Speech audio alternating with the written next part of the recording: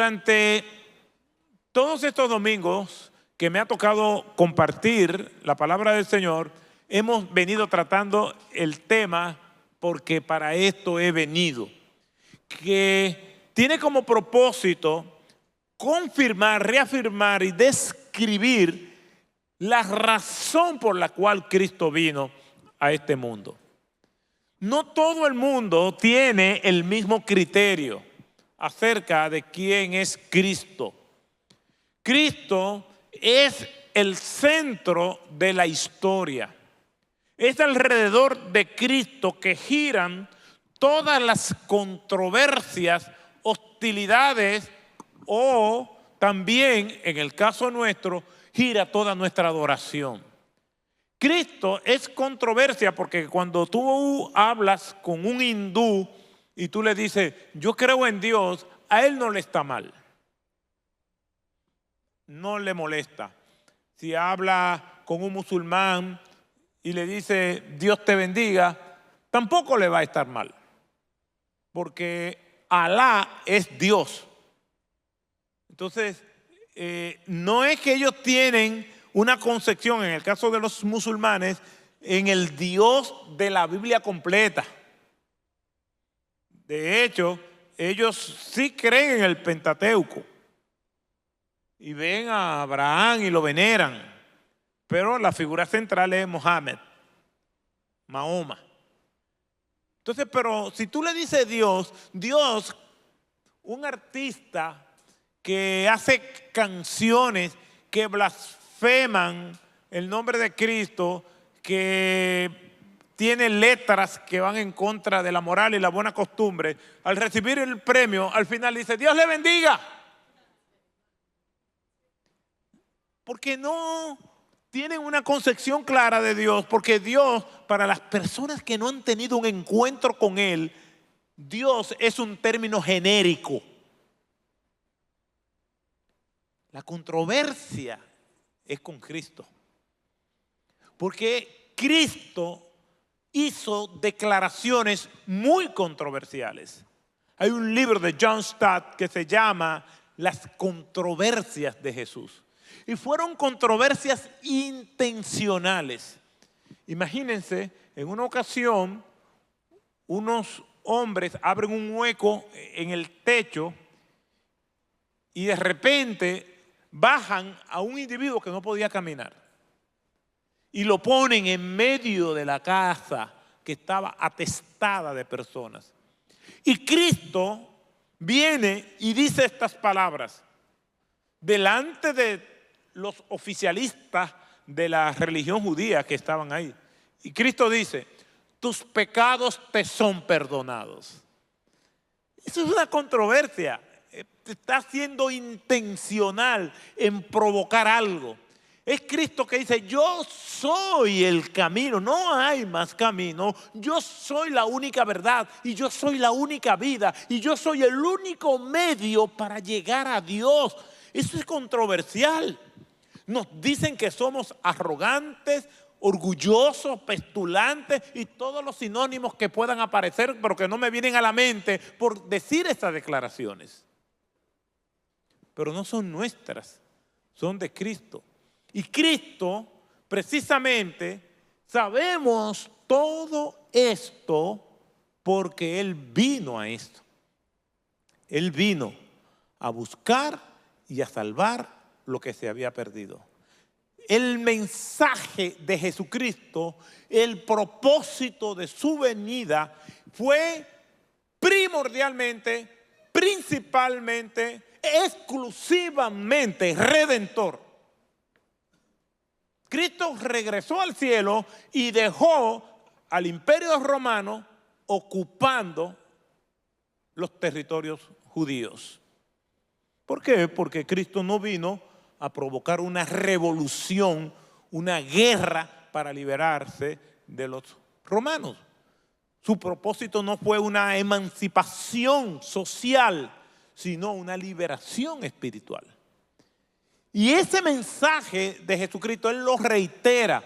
Por eso, en este pasaje que hemos visto por 10 sermones, de Marcos capítulo 1 del 29 al 39, Cristo, cuando le solicitan para que siga haciendo lo que estaba haciendo la noche anterior y el día anterior de sanar personas y liberando endemoniados, Cristo le dice, vámonos a otro lugar para que predique también allí a los pueblos vecinos, porque para eso fue que yo vine. Yo vine a buscar y a salvar lo que se había perdido. Mi propósito es redentor. Sí, yo voy a sanar personas, voy a multiplicar alimentos, voy a hacerle el bien a mucha gente, pero mi propósito principal es traer personas a la vida eterna. A eso fue que vino Cristo.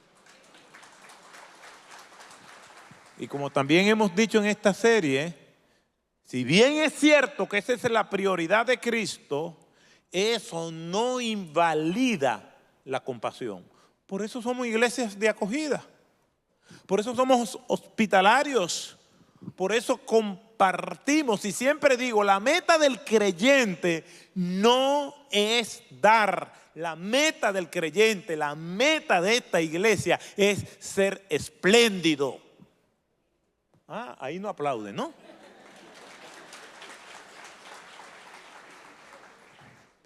Entonces, la semana pasada vimos que Cristo vino a proclamar el Evangelio. El contenido de su mensaje es el Evangelio. Y vimos que el término Evangelio tiene dos usos en los Evangelios. O en el Nuevo Testamento, un uso ampliado, general, que normalmente en el libro de Mateo se le llama el Evangelio del Reino, donde las personas ciertamente reciben el Evangelio y al recibir ese Evangelio del Reino, no solamente se benefician ellos, sino que benefician a todo el que está a su alrededor. ¿Cuántas personas son de bendición para su propia vida y para la vida de los demás simplemente por tener a Cristo? Los conceptos de orfanatos, los conceptos de asilos de ancianos, los conceptos de hospitales, la Cruz Roja, todo eso viene por personas que fueron impactadas por el Evangelio, y ese Evangelio del reino y ese gobierno de Dios sembrado en sus corazones vino a ser de bendición para otras personas. Y Mateo lo usa constantemente. Mateo capítulo 4, verso 23. Y recorrió Jesús toda Galilea, enseñando en las sinagogas de ellos y predicando el evangelio del reino y sanando toda enfermedad y toda dolencia en el pueblo. Ese es en el sentido amplio. Los reciben, y aún aquellos que no reciben el evangelio son beneficiados por ese evangelio del reino que tienen los creyentes por ser parte directa del reino de Dios. ¿Y qué es el reino de Dios? Sintetizado, resumido de manera escueta y concisa, es el gobierno de Dios en nuestros corazones. Pero hay un uso más restringido y más claro, y es el que tiene que ver que el evangelio es recibir el mensaje de Cristo para el perdón de nuestros pecados, para tener salvación. Y normalmente se le llama el evangelio de la paz porque nos reconcilia a nosotros con Dios. ¿Y qué quiere decir esto? Que el ser humano nace en rebeldía con Dios. Hay una sentencia judicial en contra de toda la raza humana. Y esa sentencia judicial dice que somos condenados, estamos perdidos, somos forajidos, somos aquellos que están huyendo de la justicia de Dios. Por eso, cuando nosotros vemos en Efesios capítulo 2, nos describe la condición del ser humano, que soy reiterativo en usar esa imagen porque es una manera que tengo de manera gráfica de describir cómo es la condición del ser humano, espiritualmente hablando. El ser humano no nace en una cuna y lo colocan allí en una cuna. El ser humano espiritualmente, su cuna es un ataúd. Y ese ataúd está rodeado de cadenas. Y ese ataúd no está en una habitación hermosa con un carrusel dando vueltecitas y el bebé. No, nada de eso. La habitación es una celda. Es la manera en cómo yo veo y grafico la condición del ser humano. ¿Por qué? Porque la Escritura dice que nosotros nacemos muertos en delitos y pecados. Estamos muertos espiritualmente.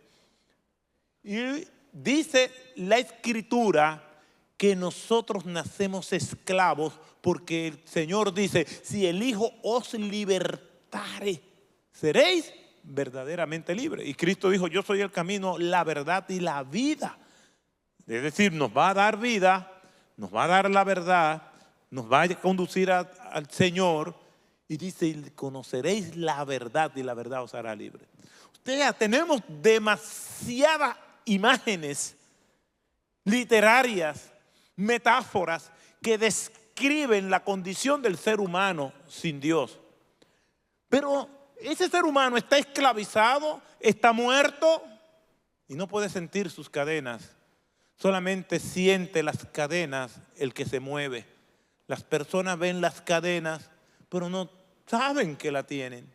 Están en un ataúd, pero no se dan cuenta porque están muertos espiritualmente. La Escritura dice, hablando acerca de la persona que no tiene al Señor, porque el hombre natural, así le dice el apóstol Pablo, a quien no tiene a Cristo, porque el hombre natural, refiriéndose a hombres y mujeres, no percibe las cosas que son del Espíritu de Dios, porque no las puede entender. Note la diferencia en no poder y no querer. El texto no dice porque no las quiere entender, porque ahí habla de que él tiene una facultad de entenderla, pero que a él no le da el deseo de entenderla.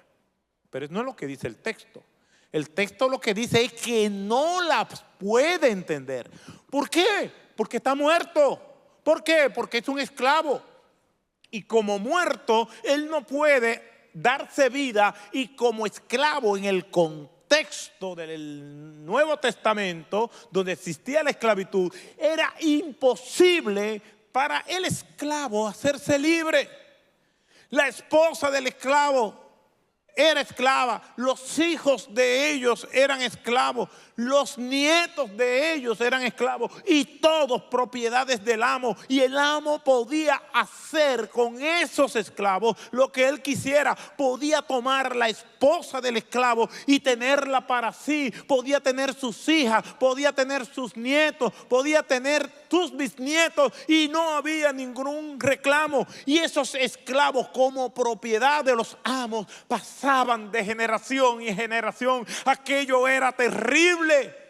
Y el movimiento moderno de emancipación de la libertad de los esclavos precisamente comenzó con un cristiano que vio odiosa la esclavitud como nunca se había visto.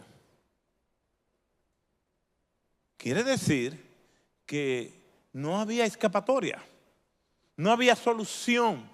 No había esperanza, ni la más remota, ni la más mínima lucecita podía verse, porque está muerto. Cristo vino a hacer lo que el hombre no podía hacer para él mismo, ni podía hacer por otros. ¿Y qué hizo Cristo? Cristo rompe la celda, rompe las cadenas, desbarata el ataúd y a ese cuerpo muerto espiritualmente le dice, ven a la vida. Ese cuerpo reconoce que es pecador, reconoce que necesita arrepentimiento, reconoce que estaba en esa condición y le pide perdón al Señor y el Señor lo recibe como su hijo. Ese es el mensaje de Cristo. Y el mensaje de Cristo entonces es la misión de la iglesia. hacemos obras de compasión, hacemos obras de misericordia, hacemos obras para el bien colectivo, como resultado del amor de Cristo derramado en nuestros corazones hacia el prójimo. Pero de nada nos sirve a nosotros darle pan a alguien y que llene su estómago si no le predicamos el evangelio a esa persona. Porque se va a ir con el estómago lleno, pero para el infierno. Entonces, a esto vino Cristo. En el libro de los Hechos, capítulo 10, verso 36 en adelante, nos dice que Dios envió el mensaje a los hijos de Israel, anunciando el evangelio de la paz por medio de Jesucristo. Ese es el concepto del evangelio en su forma más restringida. Y de este dan testimonio todos los profetas, que todos los que en él creyeren recibirán perdón de pecados por su nombre. Quiere decir que ese evangelio de la paz se refiere nada más y nada menos a que a todo aquel que en él cree tiene vida eterna. Quiere decir que cuando nosotros estamos proclamando el evangelio, estamos proclamando un mensaje que va a ser de bendición a nuestras vidas y va a ser de bendición a otras personas. Ahora vamos a ver ese evangelio en acción. Y les pido que por favor vayamos a nuestras Biblias y tengamos una lectura bíblica. Y esta lectura bíblica se encuentra en el libro de los Hechos, en el capítulo 8,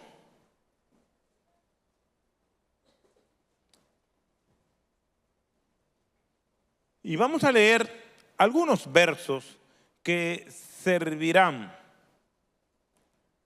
de punto de partida.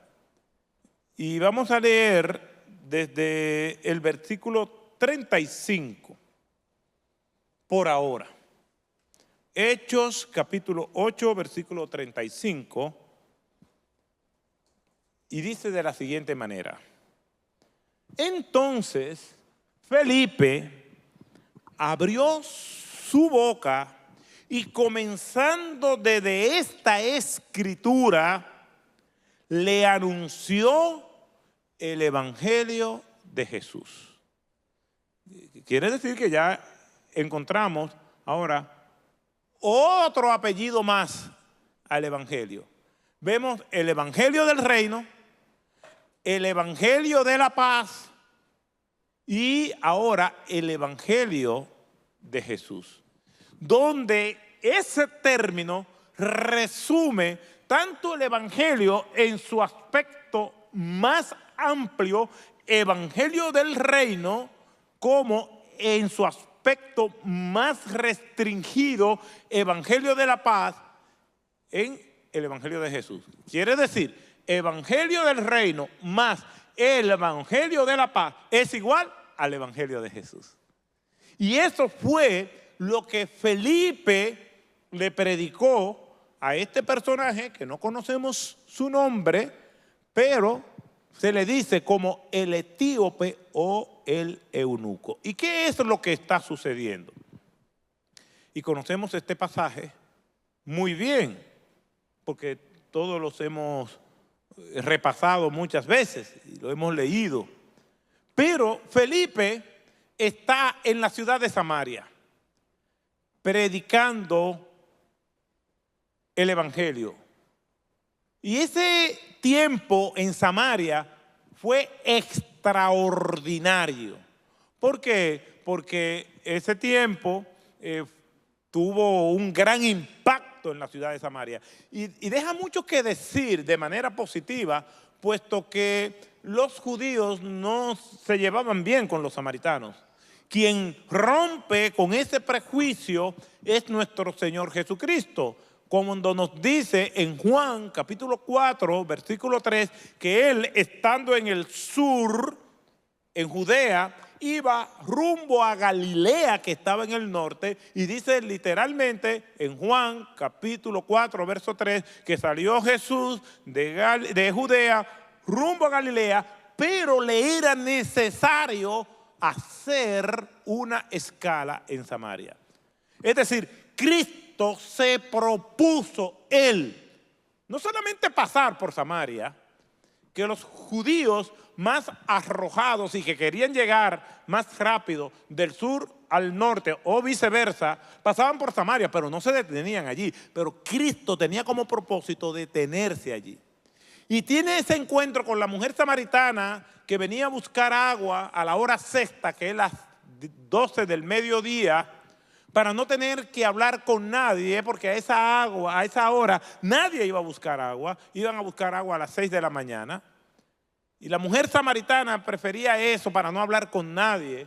Pero una evidencia del impacto que produjo Jesús en su vida es que ella deja el cántaro y entonces va al pueblo a hablar con las personas que antes ella no quería hablar.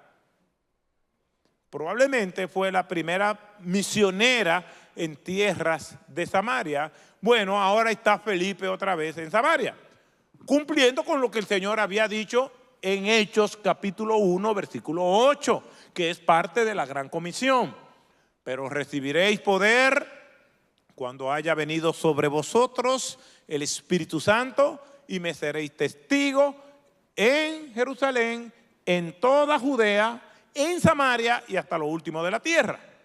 Los discípulos se entusiasmaron tanto con el crecimiento de la iglesia en la tierra de Jerusalén, de Judea, que se olvidaron de la obra misionera y de la plantación de iglesias en otros lugares. ¿Y qué dice Hechos capítulo 8, versículo 1? Que vino una gran persecución contra los discípulos en aquella región y todos fueron esparcidos excepto los apóstoles y tuvieron que salir a Judea, a Samaria y a otros lugares. Es decir, Hechos 1:8 es el mandato. Pero cuando los cristianos no quieren cumplir con Hechos 1:8, Dios le manda Hechos 8:1. Y ahí se cumple. Y en ese esparcimiento, Felipe cae en la ciudad de Samaria y comienza a predicar, y el éxito es extraordinario predicándole a las multitudes. Allí había un personaje pintoresco, un engañador, un simulador llamado Simón el Mago. Y dice la Escritura que con sus artes mágicas tenía embelesada a las personas, absortas, perplejas, y decían desde el más pequeño hasta el más grande: este es el gran poder de Dios. Y dice la Biblia que todo el pueblo estaban engañados con Simón el Mago porque él se hacía pasar por algún grande, como que el poder que él tenía, sus artes mágicas, su ilusionismo, venía como de parte de Dios. Y dice la Escritura que las personas seguían a Simón el Mago hasta que creyeron en el Evangelio. Es decir, las personas seguían a Simón el Mago, pero cuando oyeron el Evangelio de Jesucristo, el Evangelio del reino, el Evangelio de la paz, cuando oyeron las buenas noticias, ya las magias, los trucos, el conejo que sale del sombrero, ya eso no los impresionaba. Eso entretiene, pero lo que transforma es el Evangelio de Jesucristo. Entonces Simón quebró. Y Simón haciendo todo tipo de magia, y allí no había nadie. Y con Felipe escuchando el poderoso evangelio del reino, fuego descendiendo del cielo para que creyeran y quemaran los corazones y ardieran por el mensaje del evangelio. Entonces hubo un gran alboroto en la ciudad de Samaria. ¿Por qué? Porque escucharon el evangelio. Estamos aquí para que nos hablen del evangelio. No para que nos hagan cuentos, no para que venga una persona a entretenernos y a venir y a decirnos cosas que en nuestra carne son apetecibles. No que vengan a decirnos, el Señor me dice que te va a ir bien. El Señor me dice que tú vas a prosperar, pero ven primero, prospérame a mí. No. Lo que transforma vida es el evangelio de Jesucristo. Un mensaje puede entretener, pero solamente el evangelio es lo que transforma.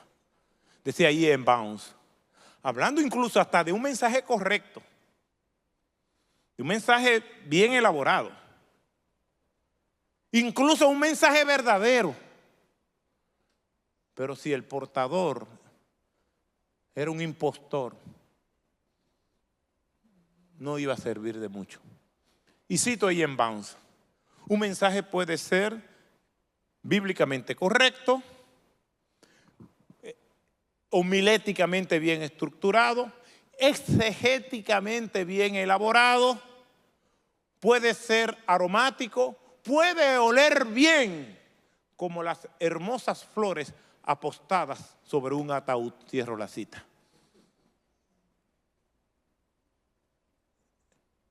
Aquí Felipe está predicando el evangelio. Pero el Señor llegó un momento que estando en Samaria le dijo, mira, ahora ve a otro lugar. Y mueve a Felipe de predicar a multitudes en una ciudad, ahora lo envía a predicarle a una persona en un lugar desértico. Porque el Señor es soberano. Y aquí vemos entonces en este pasaje varias características de ese evangelio de Jesús. Primero, el evangelio de Jesús es una iniciativa del Señor. Miren que el ser humano ha inventado muchas cosas que nos alegran la vida y nos hacen la vida más fácil. Si la salvación fuera por obras, hay muchas personas que estuvieran en el cielo por sus buenas obras, aunque no creyeran en Cristo. El que inventó el aire acondicionado, hermano. El que inventó el ventilador, el abanico, le vamos a dar un premio de consolación. Pero el que inventó el aire acondicionado en estos días de tanto calor, un hermano de los que vino me dice, wow, y aquí en Santo Domingo siempre hace tanto calor. Aquí no hay 4 estaciones. Digo, no, aquí solamente hay 2. Dice, no, porque en mi país está primavera, verano, otoño e invierno. Dice, de esas, aquí nada más hay 2. Y es verano e infierno. No hay más. Entonces, el que inventó el aire acondicionado, óigame, qué bendición. Si nos vamos a la tecnología médica, el que inventó la anestesia. Yo no sé, en su juventud, ¿a cuántos de ustedes, o en su vejez, le dolió una muela? Y cuando venían tocándole, ¿cuál es que te duele? ¡Ping!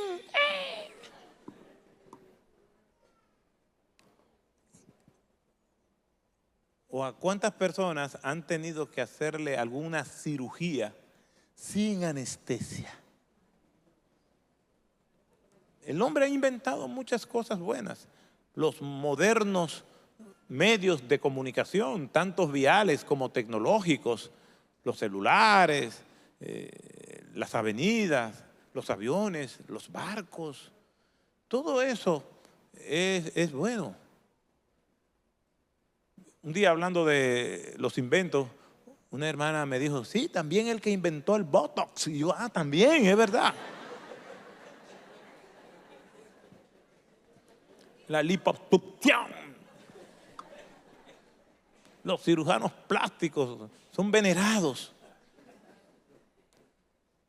El hombre ha inventado muchas cosas que nos gustan. Pero el Evangelio es un invento de Dios. Y es un invento que nadie más podía crear. Porque el hombre estaba perdido y no podía salvarse. Ni nadie podía salvarlo.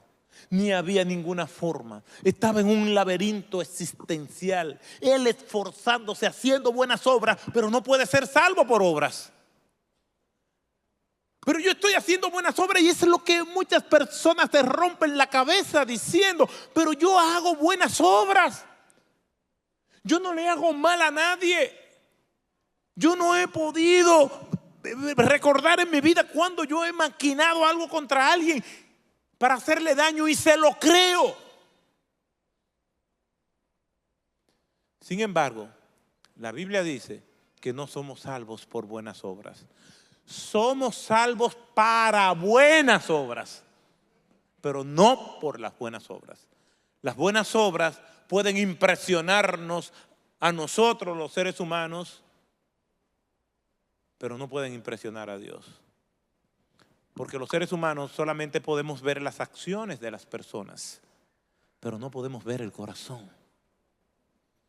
Y yo puedo hacer buenas obras con un corazón podrido.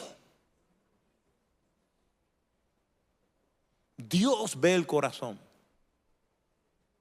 Cuando Samuel fue enviado a la casa de Isaí para ungir al nuevo rey, ya después que Saúl había sido desechado, cuando él llegó a la casa de Isaí, ve al primer hermano de David que sale al encuentro y él dijo en sus pensamientos, he aquí el próximo rey de Israel. Lo vio grandote, buen mozón, es decir, que si me veía a mí, yo no calificaba.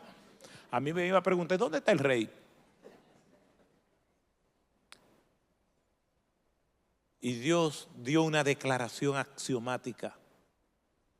No mires lo grande de su estatura, ni lo hermoso de su parecer, porque eso yo lo desecho.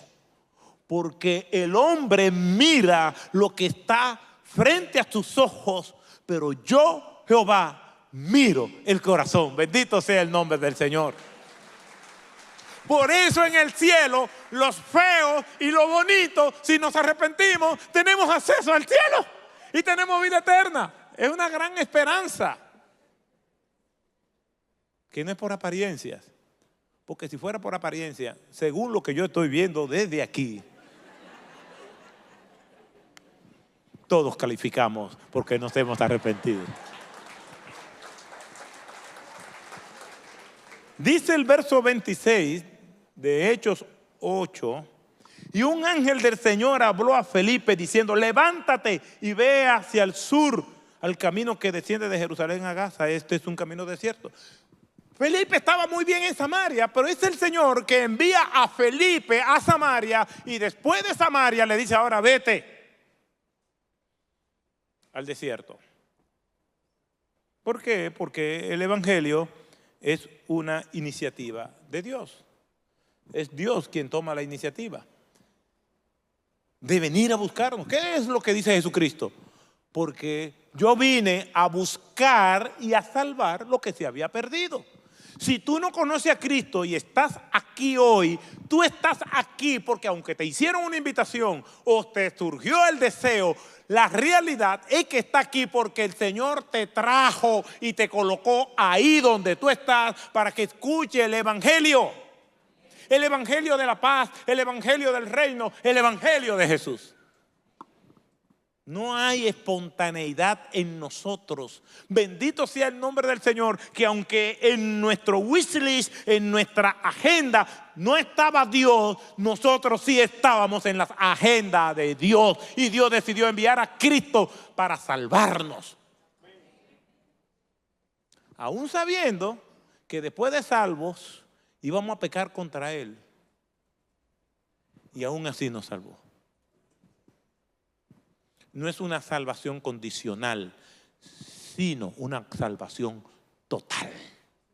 Con una sola ofrenda, Dios hizo perfecto para siempre a los santos, es decir, a los que creemos en Él. El Señor le dice a Felipe, ve, es una iniciativa. Allí tú vas a encontrar a alguien. Allí tú vas a hacer esto. No le dio detalles. Simplemente ve. Porque la historia de la redención es Dios buscando al hombre. Vamos a Génesis capítulo 3, verso 9. Adán, ¿dónde estás tú? Después de Adán haber pecado. No fue Adán que tuvo la iniciativa. No sé cómo hubiese sido la historia. Si Adán, después de haber pecado, voluntariamente va donde el Señor, aunque sea con las hojitas esas puestas. Señor, pequé contra ti, perdóname. Pero no, se escondió.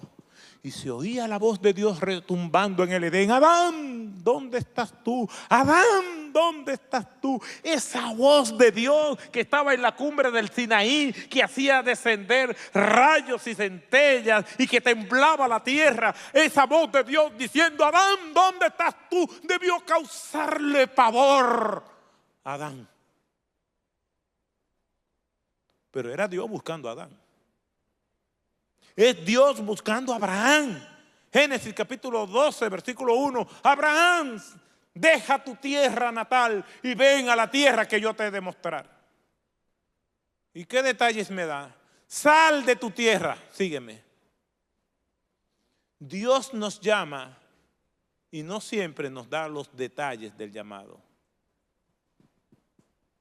Si hace 32 años Dios me hubiese dado detalles de todo lo que yo iba a pasar en el ministerio pastoral, hubiese hecho igual que Jonás, tomo una nave, pago mi pasaje y me voy lejísimo.